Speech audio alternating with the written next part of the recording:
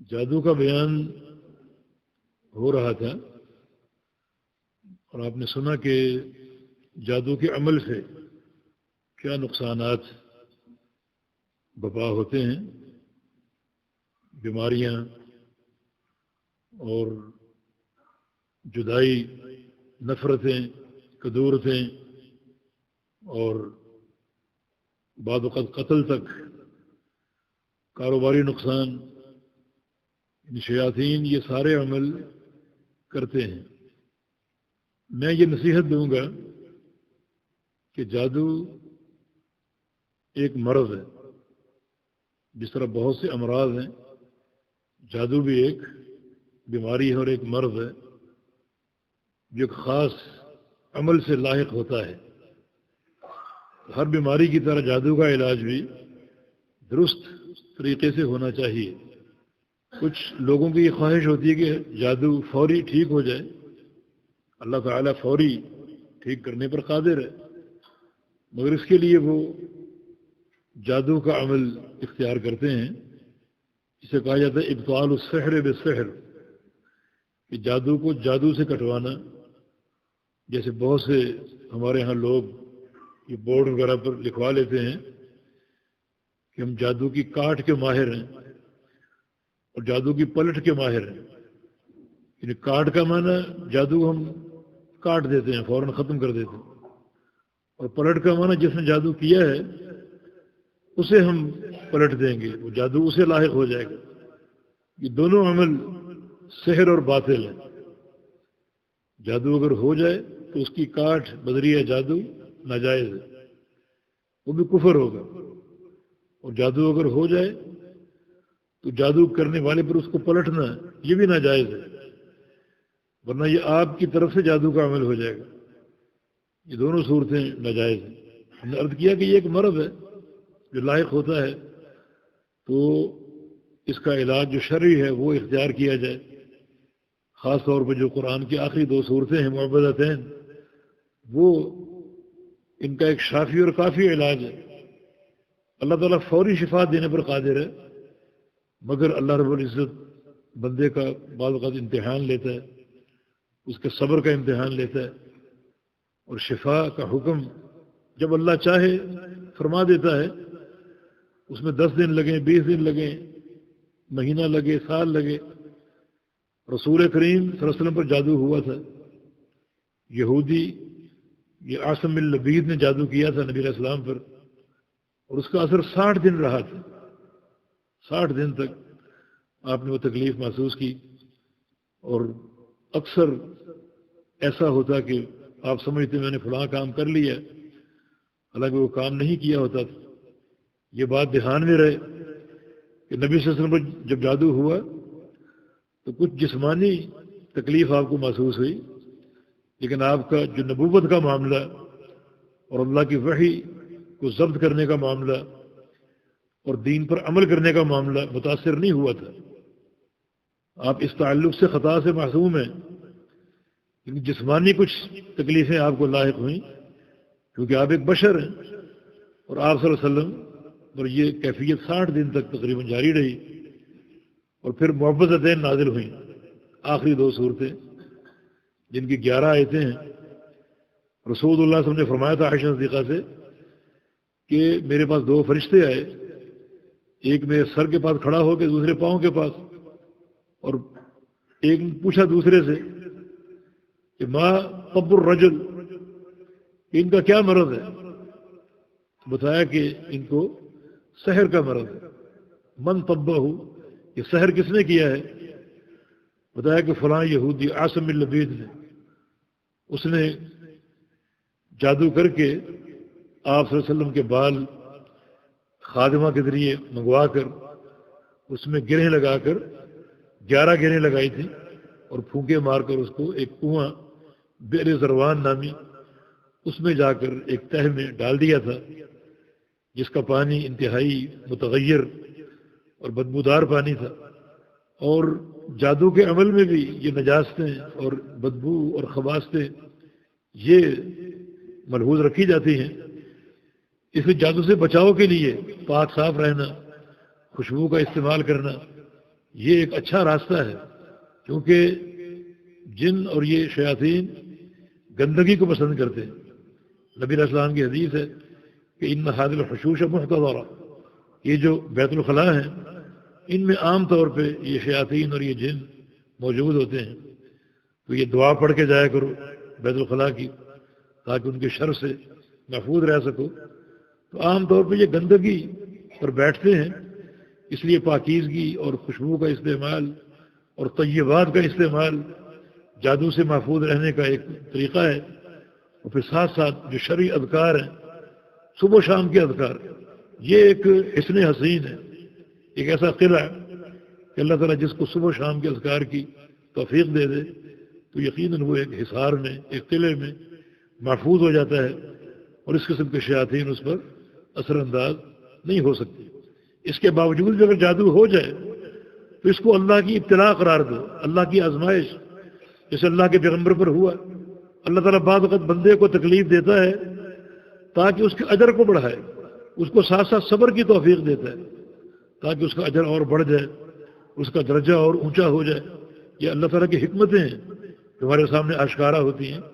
تو اس پر صبر، عزیمت اور شرعی جو اذکار اور طریقہ علاج ہے اس پر اکتفا، اور کسی غیر شرعی طریقے سے گریز، یہ اس امتحان میں کامیابی، یہ کامیابی کا راستہ اور کامیابی کا طریقہ ہے۔ تو صبح و شام کے اذکار، اور خاص طور پہ کچھ اذکار بہت ضروری ہیں، جیسے گھر میں داخل ہونے کا ذکر اور گھر سے نکلنے کا ذکر، یہ آپ کو یاد ہونا چاہیے، اور آپ کی اولاد کو، بچوں کو، خواتین کو، سب کو یاد ہونا چاہیے۔ نبی علیہ السلام کی حدیث ہے جب آپ گھر میں داخل ہوتے ہیں تو شیطان پہلے سے موجود ہوتا ہے اور وہ آپ کی آمد کا طریقہ دیکھتا ہے۔ اگر آپ گھر داخل ہونے کی دعا پڑھ کر داخل ہوئے تو شیطان کیا کہتا ہے؟ آج اس گھر سے ٹھکانہ ختم، یعنی آنے والا جو گھر کا سربراہ ہے وہ اللہ کا ذکر کر کے داخل ہوئے، اور گھر میں آنے والے اللہ کا ذکر کر کے داخل ہوئے، تو ہمیں آج اس گھر میں ٹھکانے کی توقع تھی، مگر ذکر کر کے داخل ہوئے تو گھر میں ہمارا ٹھکانہ ختم ہو گیا۔ اب کھانا پیش کیا جاتا ہے، شیطان دیکھ رہے، اگر کھانا شروع کیا بسم اللہ پڑھ کر تو شیطان کہتا آج اس گھر سے کھانا بھی ختم، ٹھکانہ بھی ختم اور کھانا بھی ختم۔ اور اگر ایک انسان گھر میں داخل ہو، دعا پڑھے بغیر، ذکر کیے بغیر کھانا شروع کرے، بسم اللہ پڑھے بغیر، تو اس کے گھر میں شیطان کا ڈیرا ہوتا ہے، اور اس کے کھانے میں شیطان شریک ہوتا ہے، اور کھانے کی برکت ختم ہو جاتی۔ تو خاص طور پہ یہ دعا آپ کو یاد ہونی چاہیے، اور آپ کے بچوں کو یاد ہونی چاہیے، اور گھر کی خواتین کو یاد ہونی چاہیے، کیونکہ شیطان اس موقع پر گھات لگائے بیٹھا۔ اسی طرح گھر سے نکلنے کی دعا، اپنے کام کاج کے لیے گئے ہیں، اپنے مدرسے یا اسکول گئے ہیں، یا اپنی ملازمت کے لیے گئے ہیں، گھر سے نکلے تو جب بھی نکلیں گھر سے نکلنے کی دعا پڑھ کے نکلیں، بسم اللہ توکلت علی اللہ ولا حول ولا قوت الا باللہ، یہ دعا پڑھ کر نکلیں، کیونکہ آج باہر جادو کا عمل عام ہے، جادو کا عمل عام ہے، اور کثرت سے لوگ جادو کرتے ہیں، کرواتے ہیں۔ تو بعض وقت ایسا ہوتا ہے کہ جادو منتشر ہوتا ہے، باہر بھٹک رہا ہوتا ہے، وہ عمل ہو جاتا ہے اور باہر وہ بھٹک رہا ہوتا ہے، تو ہو سکتا ہے جو بندہ دعا پڑھ کے نہ نکلا ہو اس پر وہ اثر انداز ہو جائے، اس پہ حملہ آور ہو جائے۔ اس لیے خاص طور پہ یہ دو دعائیں، گھر سے نکلنے کی اور گھر واپس آنے کی۔ پھر بیت الخلاء کی دعا، کیونکہ اکثر شیاطین بیت الخلاء میں ہوتے ہیں، گندگی کے مقام پر، اور پھر صاف ستھرا رہنا، اور سب سے اہم بات اس کا علاج شرعی طریقے سے ہو۔ آخری دو صورتیں اسی لیے اتری، اللہ کے پیغمبر پر جادو ہوا، پھر یہ اللہ تعالیٰ کی وحی آئی، یہ دو صورتیں آئیں۔ میں نے بتایا تھا نا نبی علیہ السلام پر جادو کیا گیا 11 گروہوں کے ساتھ، اور اس کی 11 آیتیں ہیں۔ جب آپ نے دونوں صورتوں کی تلاوت کی، اللہ تعالیٰ نے ہر آیت پر ایک گرہ کو کھول دیا، اور آہستہ آہستہ جادو کا اثر جو ہے وہ زائل ہوتا گیا، اور صورتیں پوری ہوئیں، اور مکمل طور پر جادو کا اثر زائل ہو چکا تھا۔ اور اللہ کے پیغمبر نے فرمایا کہ انی نشط من عقال، لگتا ہے کہ مجھے رسی سے اب آزاد کر دیا گیا، اس سے قبل لگ رہا تھا کہ رسی سے مجھے باندھ دیا گیا ہو۔ اور میں نے ان صورتوں کی تلاوت کی، ان آیتوں کی تلاوت کی، تو اس قدر میں ہلکا پھلکا محسوس کر رہا ہوں، یہ رسی کھول کر جو جکڑا گیا تھا مجھے آزاد کر دیا گیا ہو۔ تو یہ ان صورتوں کی تاثیر ہے۔ یہ صورتیں پڑھی جائیں، اپنے ذکر میں ان کو شامل کیا جائے. یہ صورتیں صبح و شام کے اذکار میں شامل ہیں. رات کو سوتے وقت پڑھیں، نمازوں کے بعد پڑھیں. یہ ایک ایسا ورد اور ایک ایسا تحفہ ہے شریعت کا اس قسم کے شرور سے بچانے کے لیے. اور پھر بھی اگر جادو کا عمل ہو جائے تو اللہ کا امتحان ہے. اللہ تعالیٰ بندے کو آزماتا ہے کہ میرا بندہ کیا کرتا ہے. اگر ہر حال میں شریعت کے دامن کو تھامے ہوئے ہے، اس تکلیف پر صبر کرتا ہے، یعقوب علیہ السلام کی طرح انما اشکو بثی وحزنی الی اللہ، میں اپنی تکلیف کا شکوہ اللہ سے کرتا ہوں. اور یہ ایک مرض کا ادب ہے. کوئی بھی مرض ہو، آپ ہر کس و ناقص کو بتائیں مجھے فلاں تکلیف ہے، فلاں بیماری ہے، تو یہ اللہ کا شکوہ آپ کر رہے ہیں. مرض دینے والا کون ہے؟ اللہ تعالی. اور آپ ہر ایک کو بتائیں مجھے فلاں بیماری ہے، فلاں مرض ہے. پھر ڈاکٹر کو بتائیں، حکیم کو بتائیں، وہ ایک مصلحت ہے. لیکن ہر ایک کے سامنے اپنے مرض کی پٹاری کھول کر بیٹھ جائیں تو اللہ تعالیٰ کا شکوہ کر رہے ہیں. یہ صبر کے منافی ہے. نہیں، صبر کے دامن کو تھامے رہیں. اور یہ بھی صبر ہے کہ اس مرض کا علاج شریعت کے مطابق ہوگا. شریعت کے خلاف ہوگا تو یہ طریقہ علاج صبر کے منافی ہوگا اور اللہ رب العزت کی ناراضگی کا باعث ہوگا. امتحان میں آپ ناکام ہو گئے، لیکن اگر آپ صبر کریں گے اور شریعت کے دامن کو تھامے رہیں گے تو اللہ رب العزت شفا بھی دے گا، راضی بھی ہوگا، اور اس امتحان میں آپ کامیاب بھی ہو جائیں گے. جی. قال المؤلف رحمه الله تعالى في باب ما جاء في الكهان ونحوهم. روى مسلم في صحيحه عن بعض أزواج النبي صلى الله عليه وسلم عن النبي صلى الله عليه وسلم قال: من أتى عرافا فسأله عن شيء فصدقه لم تقبل له صلاة 40 يوما. باب ما جاء في الكهان ونحوهم. کوہان کے بارے میں شریعت میں کیا وارد ہے؟ کوہان کاہن کی جمع. کاہن کی جمع کہانہ بھی آتی ہے اور کوہان بھی آتی ہے. اور کاہن سے مراد وہ شخص ہے جو لوگوں کو مستقبل کی خبریں بتائے، مستقبل کے احوال بتائے کہ کل کیا ہوگا، پرسوں کیا ہوگا، اور سال بعد کیا ہوگا، آپ کا فلاں سفر کیسا رہے گا، فلاں کاروبار کیسا رہے گا. تو لوگوں کو کل کے احوال بتائے اور مستقبل کی خبریں بتائے. یہ کاہن. اس کا توحید کے باب سے کیا تعلق ہے؟ تعلق بڑا واضح ہے کہ کل کی خبریں بتانا یہ علم غیب ہے، اور علم غیب کا دعویٰ شرک ہے. یعنی کاہن کو دعویٰ علم غیب کا. حالانکہ اللہ پاک فرماتا ہے کہ کل کیا ہونے والا ہے، کل تم نے کیا کمانا ہے، کیا کرنا ہے، کسی کو معلوم نہیں. یعنی کل کا علم کسی کو نہیں. وما تدری نفس ماذا تکسب غدا. کسی انسان نے کل کیا کرنا ہے، کیا کمانا ہے، کیا کھانا ہے، کسی کو معلوم نہیں. اور اس کو غیب کی چابی کہا گیا. اس کو غیب کی چابی کہا گیا. کیا معنی؟ یعنی کل کا علم کسی کو نہیں، تو پرسوں کا علم کیسے ہو سکتا ہے؟ مہینے بعد کا علم کیسے ہو سکتا ہے؟ یعنی کل کا علم غیب کی چابی. جب کل کا علم کسی کے پاس نہیں ہے تو مہینے بعد، سال بعد کیا ہونے والا ہے یہ علم کیسے ہو سکتا ہے؟ اور یہاں تو ایسے ایسے لوگ موجود ہیں جو قیامت تک علم کے دعوے کرتے ہیں، قیامت کے دن کیا ہوگا اور کیا ہونے والا ہے. حالانکہ مفاتیح الغیب میں اللہ نے اس کو ذکر کیا کہ کل کیا ہونا ہے، کل آپ نے کیا کرنا ہے، اس کا علم کسی کو نہیں. پھر پرسوں کا، ترسوں کا، مہینے بعد کا، سال بعد کا علم کسی کو کیسے ہو سکتا ہے؟ یہ غیب کی چابی. تو یہ کاہن کا کردار علم غیب کا دعویٰ کرتا ہے. اور یہ بات یاد رکھو، علم غیب کا دعویٰ کرنا اپنے بارے میں یا کسی کے بارے میں کہ فلاں عالم الغیب ہے، یہ دونوں باتیں کفر ہیں. جو شخص اللہ تعالیٰ کے علم میں ہاتھ ڈالے گا، علم غیب کا دعویٰ کرے گا، اس نے کفر کا ارتکاب کیا. رسول اکرم صلی اللہ علیہ وسلم تشریف فرما تھے اور کچھ بچیاں گھر میں گیت گا رہی تھی. ایک بچی نے وہ گیت چھوڑ کر یہ کہہ دیا وَفِينَا نَبِيٌّ يَعْلَمُ مَا فِي غَدٍ، کہ ہم میں ایک نبی ہے جو کل کی بات جانتا ہے. آپ بیٹھے ہوئے تھے، اٹھ کر بیٹھے. فرمایا کہ لا تقولی هذا، مت کہو. وقولی ما كنت تقولین، جو کہہ رہی تھی وہ کہو، جو پہلے گیت گا رہی تھی وہ گاؤ. فَإِنَّهُ لَا يَعْلَمُ الْغَيْبَ إِلَّا اللَّهُ، کیونکہ غیب اللہ کی سوا کوئی نہیں جانتا، کوئی نہیں جانتا. وہ صحیح بخاری میں ایک چھوٹا سا واقعہ ہے. نبی علیہ السلام گھر میں پریشان بیٹھے، کبھی کھڑے ہوتے اور ٹہلنا شروع کر دیتے. بڑی پریشانی کے آثار آپ پر نمایاں.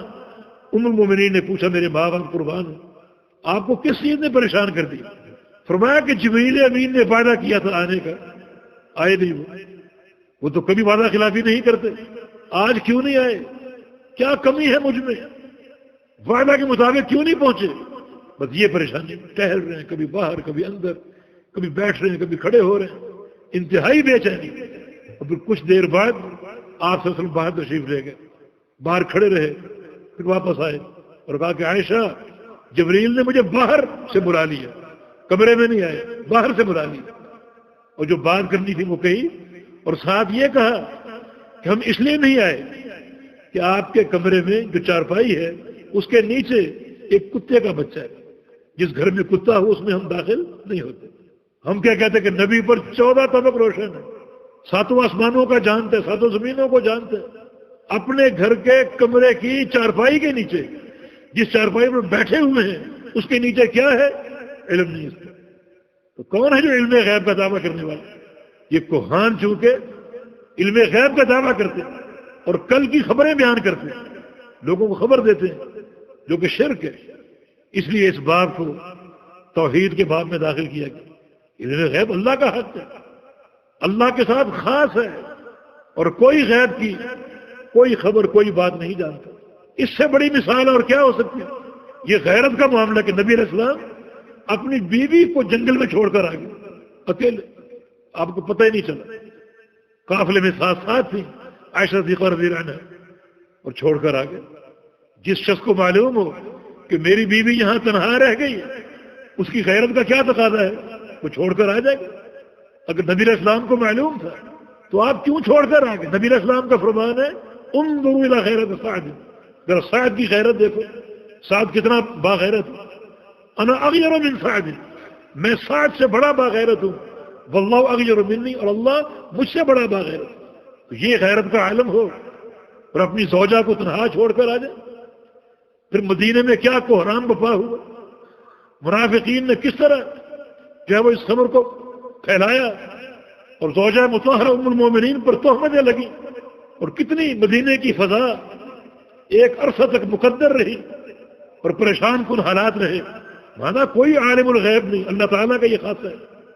تو کہانت چونکہ اس میں علم غیب کا دعویٰ ہے، اور پھر کہانت میں بعض امور شیاطین سے متعلق ہے، کاہنوں کا شیطانوں سے رابطہ ہوتا ہے، شیطانوں سے، جنوں سے، وہ جن جو انسانوں کے دشمن ہیں اور انسانوں کو گمراہ کرنے اور نقصان پہنچانے پر تلے ہوتے ہیں۔ اس رابطے کی نوعیت کیا ہے؟ جنوں کو بھیجتے ہیں اور پھیلاتے ہیں، اور بعض جن اوپر کو پرواز کرتے ہیں اور آسمانوں تک جاتے ہیں، آسمانوں کی خبریں اچکنے کے لیے، آسمانوں کی خبریں معلوم کرنے کے لیے۔ یہ آپ بات پڑھ چکے، اللہ تعالیٰ جب فیصلہ فرماتا ہے فرشتوں کو اس فیصلے سے آگاہی ہوتی ہے، اور فرشتے آپس میں اس فیصلے کا ذکر کرتے ہیں کہ اللہ نے یہ فیصلہ کیا اور حق فیصلہ کیا۔ تو بعض اوقات فرشتوں کی آواز جنوں کے کانوں سے ٹکراتی ہے، اس بات کو وہ، اس فیصلے کو وہ سن لیتے ہیں۔ اکثر ان جنوں کو شہاب ثاقب بھسم کر ڈالتا ہے، لیکن بعض اوقات جنوں سے بچ نکلنے میں کامیاب ہو جاتے ہیں، اور پھر وہ خبر لے کر اپنے کاہنوں تک پہنچ جاتے ہیں۔ کیوں؟ اللہ تعالیٰ کی ابتلا، اللہ تعالیٰ اس کے ذریعے لوگوں کو آزماتا ہے، ان کا امتحان لیتا ہے۔ یہ بھی ایک ابتلا کا راستہ کہ لوگوں کو کیا رد عمل ہے، وہ جن کو خبر جا کر کاہنوں کو بتا دیتے ہیں، اور کاہن اس آسمان کے فیصلے کو آگے بیان کرتے ہیں۔ ظاہر ہے کہ وہ فیصلہ سچا ہے، وہ فیصلہ سچا ہے، اوپر سے معلوم کر کے آئے ہیں، لہذا لوگ اس فیصلے کو سنتے ہیں، اس کی صداقت کو جانتے ہیں، اور اس کاہن کے معترف ہو جاتے ہیں۔ حالانکہ وہ ایک فیصلے میں 100 جھوٹ شامل کر کے بیان کرتا ہے، لوگوں کو وہ 100 جھوٹ یاد نہیں ہوتے، یہ ایک فیصلہ یاد ہوتا ہے جو سچا ثابت ہوتا ہے۔ تو کیا ثابت ہوا؟ ان کاہنوں کا تعلق شیاطین سے ہے، جنوں سے ہے، اور یہ شعبہ بھی توحید کے منافی ہے، کمال توحید کے منافی ہے۔ تو شیخ الاسلام نے اس تعلق سے جو شرک کی صورتیں ہیں ان کو اجاگر کرنے کے لیے یہ باب قائم کیا کہ کوہان کے بارے میں، کاہنوں کے بارے میں شریعت میں کیا حکم وارد ہے، اور اس بارے میں دین کیا کہتا ہے۔ یہ پہلی حدیث صحیح مسلم کی ہے رسول اللہ صلی اللہ علیہ وسلم سے مرفوعاً، یہ بعد ازواج النبی صلی اللہ علیہ وسلم، نبی علیہ السلام کی کسی بیوی سے یہ روایت ہے، کیونکہ وہ صحابیہ ہیں، اور صحابیہ کا اگر نام نہ لیا جائے، صحابیہ کا سند میں نام اگر مذکور نہ ہو، جس کو ابہام کہتے ہیں، تو یہ سند کے لیے مضر نہیں ہے، کیونکہ تمام صحابی ثقہ اور عادل ہیں، تمام صحابی عادل ہیں، تو ان کا نام مذکور ہو یا نہ ہو، سند کی صحت پر کوئی اثر نہیں پڑتا۔ ویسے بعض روایتوں میں یہ بات مذکور ہے کہ یہ بیوی نبی علیہ السلام کی حفصہ رضی اللہ عنہا ہے جن نے یہ حدیث روایت کی ہے، فرماتی ہیں کہ رسول اللہ صلی اللہ علیہ وسلم نے ارشاد فرمایا من اتی عرافا فسألہ عن شیء فصدقہ لم تقبل له صلاۃ 40 یوما، کہ جو شخص کسی عراف کے پاس آئے، کسی کاہن کے پاس آئے اور اس سے کوئی سوال کرے، کوئی بات پوچھے، فصدقہ، اور اس کی بات کو سچا جانے، اس کے جواب کو سچا جانے، لم تقبل له صلاۃ 40 یوما، تو 40 دن تک اس کی نماز قبول نہیں ہوگی، 40 دن تک اس کی نماز قبول نہیں ہوگی۔ بعض روایتوں میں صدقہ کے الفاظ نہیں ہیں، صرف پوچھا آ کر، صرف سوال کیا، صرف سوال کرنے ہی سے 40 دن تک اس کی نماز اللہ تعالیٰ قبول نہیں کرے۔ نماز کا ذکر کیوں ہوا؟ کیونکہ نماز سب سے افضل عمل ہے، سب سے افضل عمل نماز ہے۔ جب نماز ہی برباد ہو گئی، قابل قبول نہ رہی، تو باقی اور کون سی نیکی قابل قبول ہو سکتی؟ نماز اعمال کا سردار ہے۔ جب یہ نماز ہی ناقابل قبول قرار پائی ہے تو پھر کون سی نیکی قابل قبول ہوگی؟ معنی جو شخص کسی کاہن کے پاس جائے اور صرف سوال کرے، بس اتنے سے عمل سے اس کی 40 دن کی نمازیں اور کوئی عبادت قابل قبول نہیں ہوگی۔ وہ حج کر لے، عمرے کر لے، جہاد کر لے، اس کی نماز، اس کی عبادت اللہ تعالیٰ کے ہاں قابل قبول نہیں ہوگی، صرف سوال کرنے سے۔ شیخ العثیمین رحمہ اللہ نے اس سوال کی 4 صورتیں بیان کی۔ ایک صرف سوال کرنا، صرف سوال، ایسے شخص کی کوئی نماز، کوئی عبادت 40 دن تک قابل قبول نہ ہو، صرف سوال کرنا۔ اور دوسرا، سوال کیا اور اس کے جواب کو سچا سمجھا، ایک تو اس کی نماز قبول نہیں ہوگی، دوسرا ایک وعید اور ہے جو آگے آ رہے، اور تیسری صورت، سوال کیا اختبار، اس کے امتحان کے لیے، اور چوتھی یہ کہ سوال کیا تاکہ اس کی ناکامی لوگوں پر ثابت کر سکے۔ یہ 2 صورتیں سوال کی الگ ہے، لیکن پہلی 2 صورتیں صرف سوال کرنا اور دوسری سوال کے ساتھ ساتھ تصدیق کرنا، ان 2 صورتوں میں بندے کی کوئی نماز قابل قبول نہ ہوگی، اور اگر اس کے جواب کی تصدیق کی، اس کو سچا جانا، تو اس کی اور وعیدیں موجود ہیں جو آگے آ رہی ہیں۔ جی۔ وعن أبي هريرة عن النبي صلى الله عليه وسلم قال من أتى كاهنا فصدقه بما يقول فقد كفر بما أنزل على محمد صلى الله عليه وسلم، رواه أبو داود۔ یہ شدید ترین وعید ہے۔ جناب ابو ہریرہ فرماتے ہیں کہ رسول اللہ صلی اللہ علیہ وسلم نے ارشاد فرمایا من أتى كاهنا فصدقه بما يقول، کہ جو شخص کسی کاہن کے پاس آئے، عام طور پہ یہ لوگ بازاروں میں اپنی دکانیں سجائے بیٹھے ہوتے ہیں اور لوگوں کو مستقبل کی خبریں دیتے، لوگ آ کر سوال کرتے کہ فلاں تاریخ کو میرا سفر ہے، بتائیے سفر کروں یا نہ کروں، شادی کے بارے میں پوچھتے ہیں اور وہ بتاتے ہیں کہ آپ کریں یا نہ کریں، سفر پر جائیں یا نہ جائیں، یہ مستقبل کے احوال معلوم کر جو ہے وہ لوگوں کو بتاتے ہیں۔ فرمایا کہ جو ایسے کسی شخص کے پاس جائے اور جا کر سوال کرے اور اس کے جواب کی تصدیق کرے، جواب کو سچا جانے، فقط کفر بما انزل علی محمد صلی اللہ علیہ وسلم، تو اس نے نبی علیہ السلام کی دین کا، آپ کی شریعت کے ساتھ کفر کیا۔ نبی علیہ السلام کے ساتھ پر جو اتارا گیا قرآن و حدیث، کتاب و سنت، اس نے اس کا انکار کیا، کفر کیا، اس نے پوری شریعت کا اس نے انکار کر دیا۔ اور یہ بڑی شدید ترین وعید ہے، عمل بھی قابل قبول نہیں، اور اگر تصدیق کرتا ہے، اس کو سچا سمجھتا ہے، سچا جانتا ہے، تو گویا اس نے اللہ تعالیٰ کی شریعت کے ساتھ، اللہ تعالیٰ کے دین کے ساتھ اور قرآن و حدیث کے ساتھ کفر اختیار کیا۔ پھر یہ بندہ کیا ہوگا؟ کفر میں داخل ہو جائے اس ایک عمل سے۔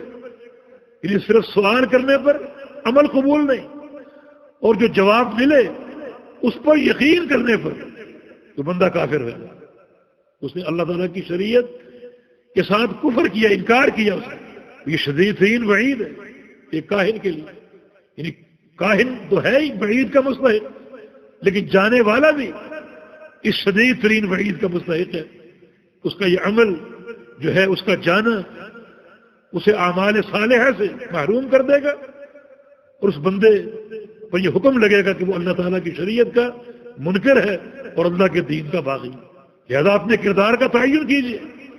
ایسے لوگوں کا قصد انتہائی خطرناک ہے اور دنیا اور آخرت کے لیے مہلک ہے، مگر جس قدر یہ وعیدیں موجود ہیں، اس کماش کے لوگ بھی بڑی کثرت سے پائے جاتے ہیں، دکانیں سجائے بیٹھے ہیں اور لوگوں کو گمراہ کر رہے ہیں اور شر اس معاشرے میں پھیلا رہے ہیں اور عام کر رہے ہیں، اور خواتین خاص طور پہ ان لوگوں کی زیادتیوں کا شکار ہوتی ہیں، کچے عقیدے ہوتے ہیں۔ تو خاص طور پہ خواتین کی اس تعلق سے حفاظت کی جائے۔